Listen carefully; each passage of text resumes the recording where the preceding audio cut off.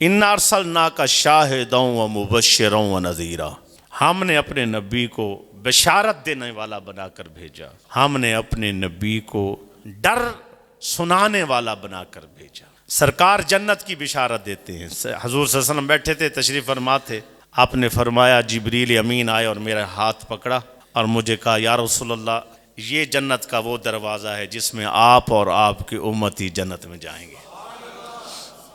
अब जब ये बात सरकार सल्लल्लाहु अलैहि वसल्लम ने असहाब को बताई तो कहा या रसूलल्लाह, अगर मैं आपके साथ होता तो कितना मज़ा आता। तो फरमाया सिद्दीक तू मेरे साथ सबसे पहले होगा। ये बशारतें हैं।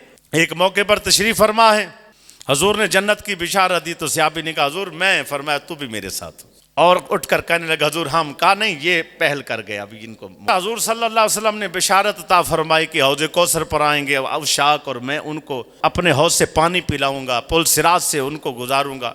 जब हशर का मैदान होगा मैं ही तुम्हें तुम्हारी अल्लाह की बारगाह में सिफारिश करके तुम्हें मुकाम दिलवाऊंगा। तो ये क्या है? ये बिशारतें हैं। आगे सरकार नज़ीर भी हैं, डर भी सुनाते। आज उम्मत एक चीज़ को लेकर बैठ गई है, बिशारत को लेकर बैठ गई। ऐसे मुफ्त की टिकटें सारे लगवाने को तैयार हैं। अगर सरकार बशीर हैं तो नज़ीर भी हैं। फातिमा तो ज़हरा सलामुल्लाह अलैहा को हुज़ूर ने फरमाया था, फातिमा याद रख कि तू मेरी बेटी ज़रूर है लेकिन कब्र में और हशर में अमल काम आएंगे। ये नज़ीर हैं। सरकार डरा रहे हैं, कब्र से डरा रहे हैं, हशर से डरा रहे हैं, इम्तिहान से डरा रहे हैं। आपकी नबूवत में से एक हिस्सा लेना अच्छी बात नहीं है। किसी ने एक हिस्सा ले लिया, उस डर सुना सुना सुना सुना सुना के वो उधर ले गए।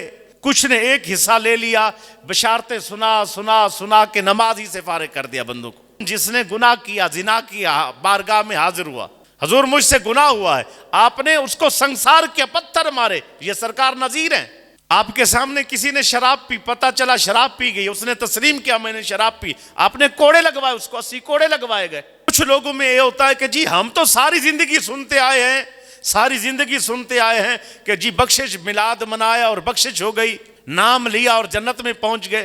तो क्या सहाबा से बड़ा नाम लेवा कोई था? नाम लेके चुप करके घर बैठ जाते। आपको एक मिसाल सुनाता हूँ। एक औरत मुरीद है, बीबी, मेरी घरवाली ने उससे पूछा कितना अरसा हो गया तू आती नहीं है, अब तो क्या मसला है? उसने कहा मेरी मुरीदी कायम है। मैं कहा वो कैसे?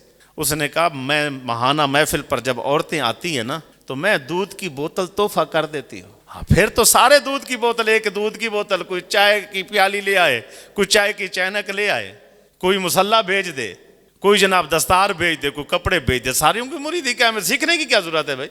आज हम मिलाद मनाकर अफसोस के साथ कहता हूं दूसरी तरफ भी जबरदस्त गलौव किया जाता है, हमारी तरफ भी रियायत नहीं दी जाती। मिलाद पाक मनाकर, महफिल मनाकर ठीक है, हमारी बख्शिश का जरिया है, लेकिन यहां कहां साबित है कि आप नमाज छोड़ दें? कहां यह लिखा हुआ कि आप दाढ़ी शरीफ नहीं रखेंगे? कहां यह लिखा हुआ कि आप खुद कुरान नहीं पढ़ेंगे, बच्चों को कुरान नहीं पढ़ाएंगे? आशिक तो वो होता है जो महबूब की हर अदा पर कटने के लिए, मरने के लिए तैयार होता है। सारी जिंदगी इश्क के दावे की। मैं एक मिसाल देता हूं, शराब की बोतल हो, उसके ऊपर लेबल शहद का लगा दें या दूध का लगा दें तो अंदर दूध बन जाएगा, शहद अंदर बन जाएगा। जो शराब है लेबल लगाने से नहीं बदलेगी भाई। इसी तरह जो अंदर जो चीज होगी बाहर लेबल वही होगा, तो फिर बात बन जाएगी।